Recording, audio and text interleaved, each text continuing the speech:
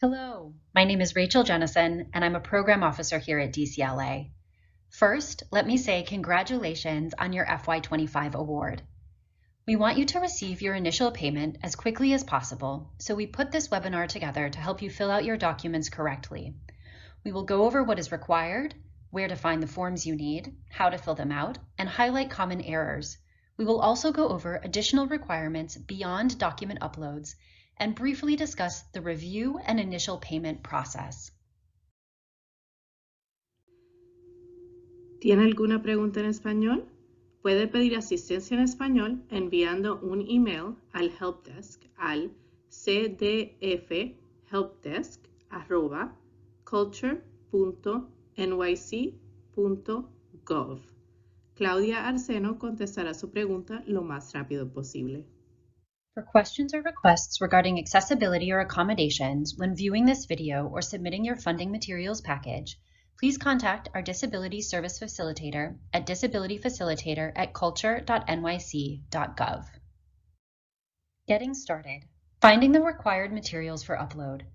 Required forms and corresponding instructions can be found linked in your FY25 award letter, as well as on the applying page of DCLA's website. To view your award letter, log into the Salesforce portal, navigate to the FY25 Cultural Development Fund, CDF, award tile, click View Download, and select the award letter. You can find the link to the CDF Funding Requirements document on the first page of the letter under Action Items. On this slide, you can see the top of the first page of the CDF Funding Requirements document. Please make sure that in addition to watching this webinar, you carefully read the instructions provided, as they also contain important information on compliance with various requirements. All grantees, and especially new grantees, are encouraged to keep the CDF Funding Requirements document by their side throughout the grant materials submission. Navigating to the payment checklist. All of your required funding materials will be uploaded via the payment checklist in the Salesforce portal. Navigate to the FY25 Cultural Development Fund award tile on your dashboard and click on the Payment Checklist button. There, you will find fields to upload only the materials you are required to submit. If your award is under $100,000, all the forms you will need to upload, with the exception of your grant agreement, can be found linked in the CDF Funding Requirements document. If you are required to submit an addendum, you will need to do that in addition to submitting the payment checklist before DCLA can process your initial payment. We will review how to do so after we discuss the materials that you will upload via the payment checklist. A quick note, you will see on your award tile a Start Scope Change button. Please note that unless your programming has changed substantially from what you originally proposed, you do not need to fill out a scope change form.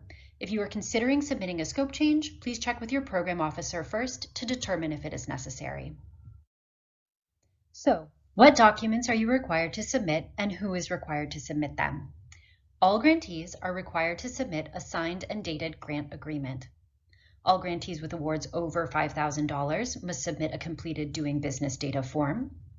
If you are a new grantee that has not received DCLA administered funding in the past, you will also need to submit a substitute W-9 form. And if you receive member items from the City Council, you will need to submit a lobbying certification. Grantees with total awards of $100,000 or more must submit insurance documents and other required materials, which we will review at the end of this webinar. Let's go over the grant agreement.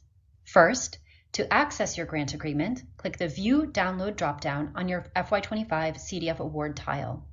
Note that if you are required to submit a full addendum, you will need to submit the addendum and have it approved before you are able to view and download your grant agreement. After we review materials for upload, we will go over addenda. Once you have downloaded the grant agreement, what is required? All grant agreements must be uploaded in their entirety, including the appendix, with page 3 signed and dated.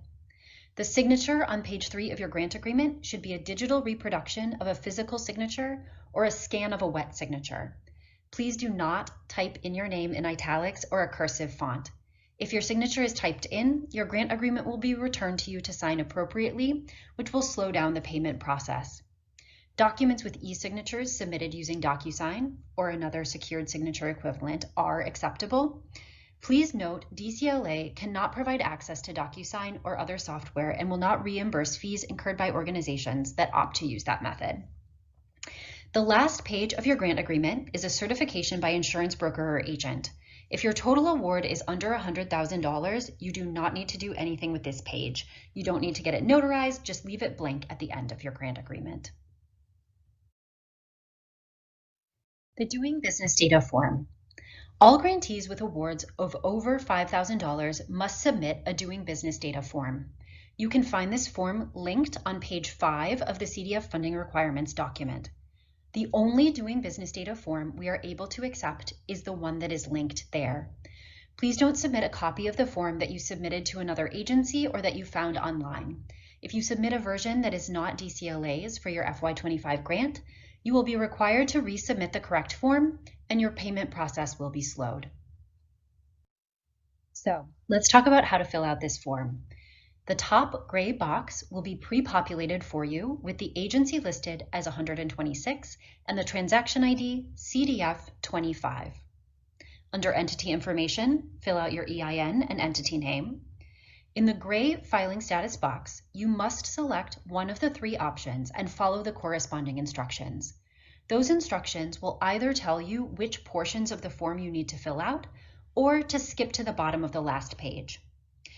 Note, if you have previously filled out a Doing Business Data form and select option 2 or 3, you must also provide the date of your previously submitted form. You should include in the blank the month, day, and year of your previous form. If you don't remember the day, that's okay, just include the month and year. Regardless of which option you choose, you must fill out all fields in the gray certification box at the end of the form and date it with a current date. Here again, please use a digital reproduction of a physical signature and not a typed signature in italics or a cursive font. This slide is for new grantees only that have not received DCLA funding in the past.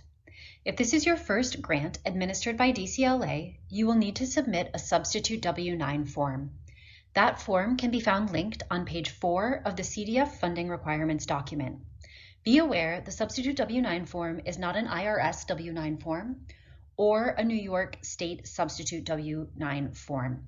This form is for New York City. You will see that it has an NYC logo in the upper right-hand corner. Again, we can only accept the version of the form that is linked in the funding requirements document, so please do not search for the form online.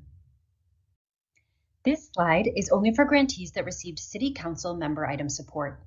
If you did receive member item support, that will be itemized in your award letter. If you don't see reference to member item support in your award letter, then the lobbying certification is not something that you need to submit. The lobbying certification can be found linked on page 7 of the funding requirements document.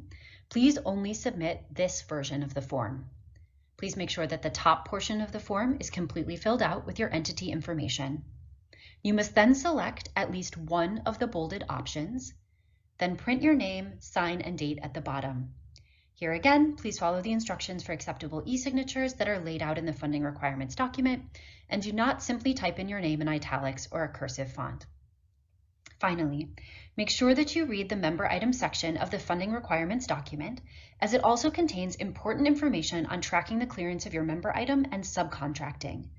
Organizations receiving discretionary funds must be the primary deliverer of services rather than subcontracting other organizations. Once you have filled out all of the required documents, you will upload them to the payment checklist. In the payment checklist, you will only see upload buttons for the materials that you are required to submit. For example, if you didn't receive a member item, you will not see an option to upload the lobbying certification since it is not one of your requirements. After you have uploaded all of your required documents, click Submit Payment Checklist at the bottom right-hand corner of the payment checklist screen. Note again that for those with awards of $100,000 or more, there are additional materials that you will need to submit that we've not yet gone over. Before submitting, you will also need to upload those materials to the payment checklist. Confirmation of submission. Once you submit the payment checklist, your active contacts in Salesforce will receive confirmation of the submission via email. The status of the document in the payment checklist will also say submitted. Submitting an addendum. In addition to submitting the required funding documents, you may also need to submit a project request or full addendum. If you need to submit an addendum, you will be notified in your award letter and you will see the Start Addendum button on your award tile. We'll go over both types of addenda in the next 2 slides. Further instructions for completing an addendum can be found within the addendum itself. Note that most grantees will not need to submit an addendum.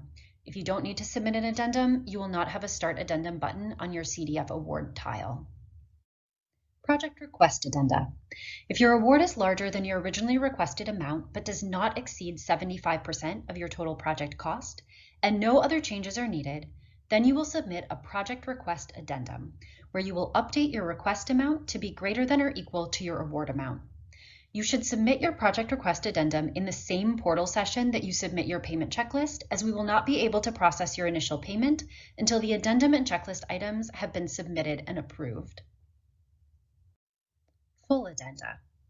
If your total final award represents more than 75% of your proposed project costs and/or changes to your original project synopsis or description are required, then you will submit a full addendum. This will be indicated in your award letter as seen on this slide. As mentioned before, if a full addendum is required, you must complete the addendum and have it approved before you will be able to download your grant agreement. For this reason, you must submit the full addendum prior to submitting your payment checklist. You will be notified if any changes are needed. Notes on requested revisions will be found in the addendum itself. Additional requirements. There are 3 additional requirements to be aware of. The first is insurance. All grantees must have insurance that covers the full grant period, that's July 1, 2024 through June 30th, 2025, and provide proof of insurance if requested. However, only organizations receiving grants of $100,000 or more are required to submit insurance documentation to receive initial payment. If you don't see fields for uploading insurance documents in your payment checklist, then you're not required to submit insurance documents at this time. For those who do need to submit insurance documents, we will review those requirements shortly. The second is compliance with the New York State Charities Bureau. You must be current in your filing with the New York State Charities Bureau or have a certificate of exemption. And third, enroll in EFT.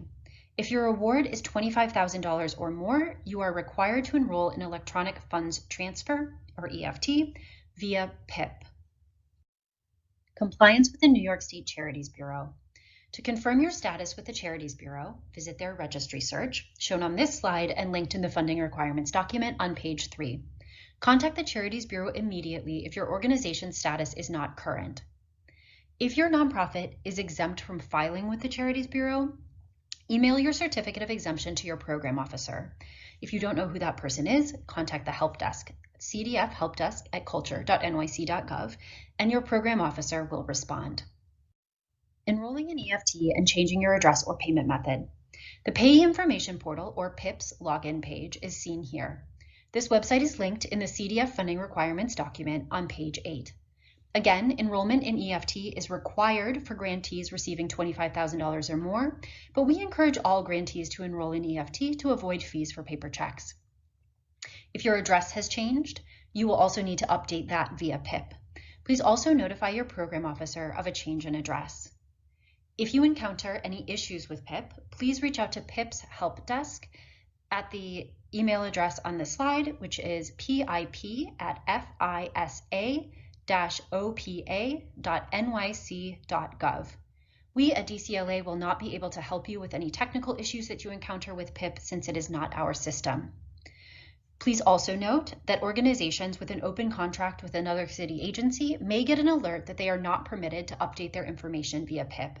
If that is the case for your organization, please contact your program officer. We have now reviewed all of the requirements for grantees receiving total awards of under $100,000. So what happens after your materials are submitted? DCLA staff will review the documents that you have uploaded and confirm that you're up to date with all funding requirements. After your materials are reviewed, you may receive a notification via email that one or more of your documents requires revisions. If notified, log into the portal and click Payment Checklist to review the portal notes. You can see an example here on this slide. Please review the portal notes carefully since they will provide detailed instructions on the requested revisions, and a single portal note may include more than one requested change.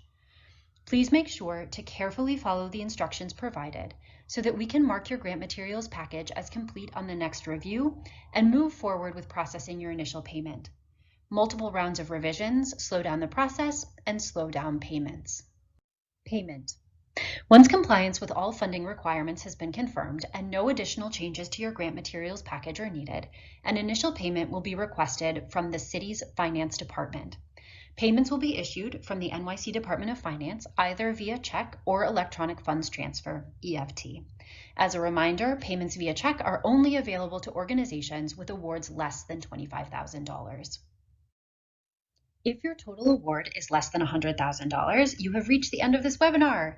Thank you for watching and for your patience as we process your grant materials. We look forward to doing so as soon as possible. As a reminder, please read the CDF funding requirements document and keep it close by as you submit your materials. If you have any questions along the way, please don't hesitate to reach out to your program officer or the CDF help desk if you don't know who that person is, and your program officer will respond. Finally, as you can see on this slide, the deadline for your grant materials submission is as soon as possible and no later than Friday, February 28th, 2025.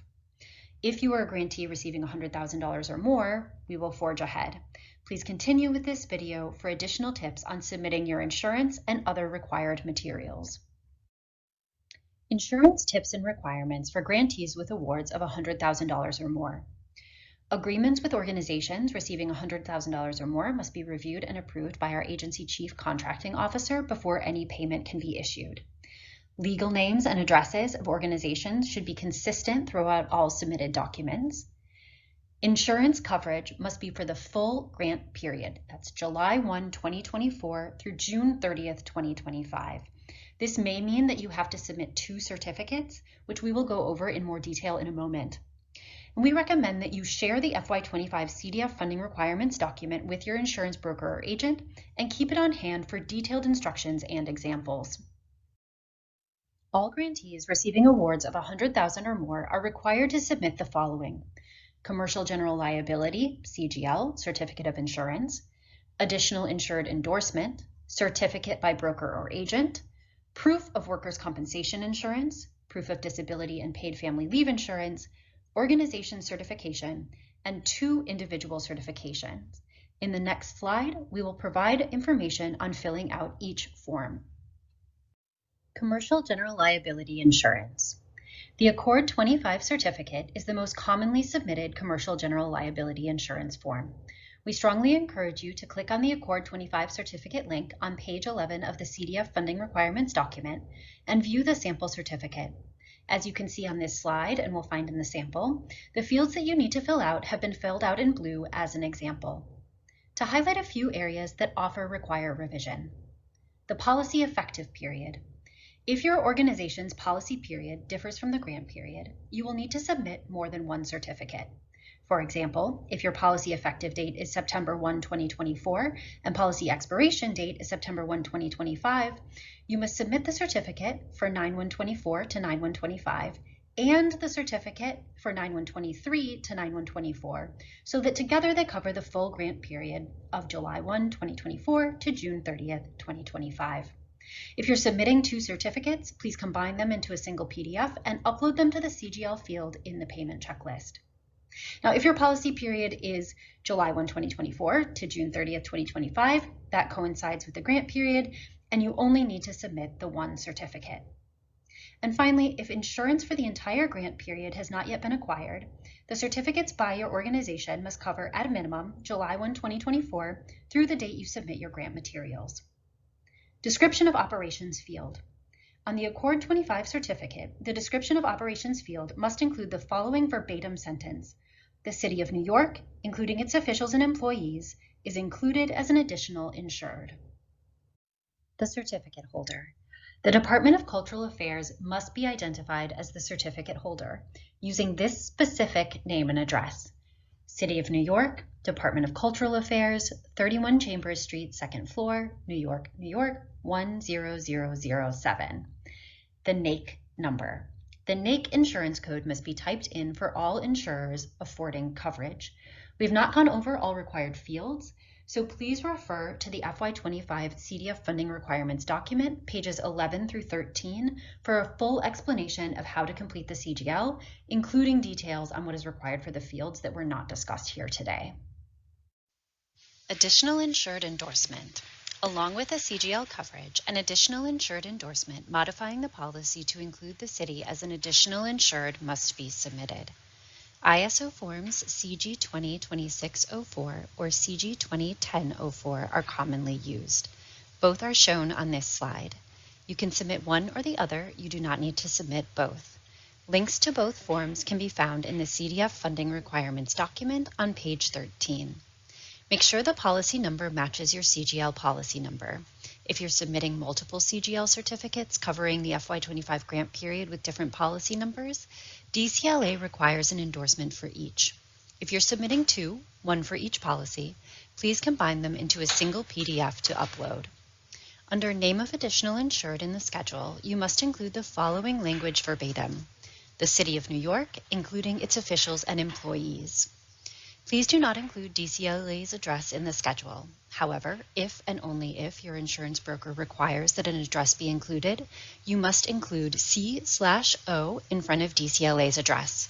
It should read the City of New York, C/O, 31 Chambers Street, 2nd floor, New York, New York, 10007.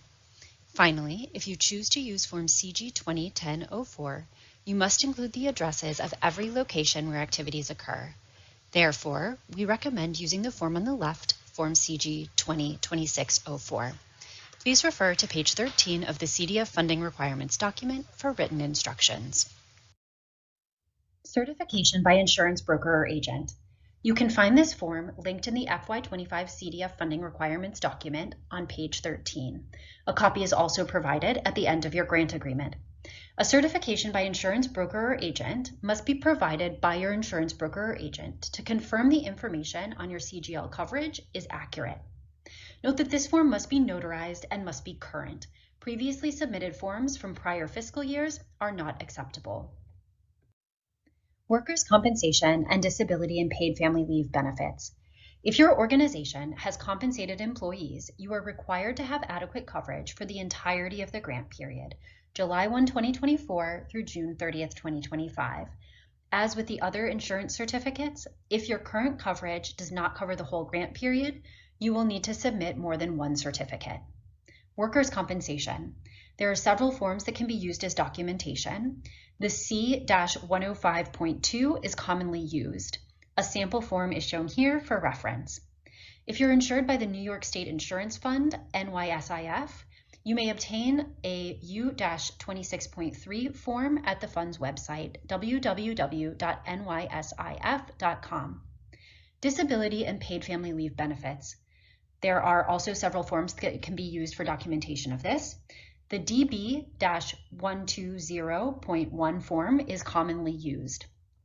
On both certificates, under name and address of the entity requesting proof of coverage, please include DCLA's name and address exactly as it appears on this slide. The City of New York, Department of Cultural Affairs, 31 Chambers Street, 2nd floor, New York, New York, 10007.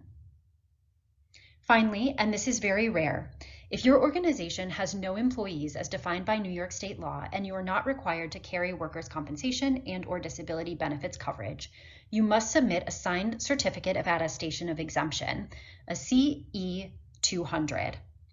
Organizations can use New York Business Express to file and obtain a certificate of attestation online. Additional instructions can be found in the FY25 CDF funding requirements document. If this is your situation, please contact your program officer for further instructions on uploading this document. Please refer to pages 13 and 14 of the CDF funding requirements document for more detailed instructions. Links to commonly used forms can also be found there with blue sample text for reference. Additional forms. In addition to the insurance requirements, you are also required to submit an organization certification and 2 individual certifications. Please make sure that the top of each is completely filled out and that you have used the FY25 form. For the organization certification, under number 9, please include the names of your CEO or executive director and CFO or treasurer. If this is the same person, please list that person's name under each. If any of the 9 listed statements are not true, an explanation on a separate sheet must be included. For the 2 individual certifications, one for the CEO, executive director, one for the CFO, treasurer.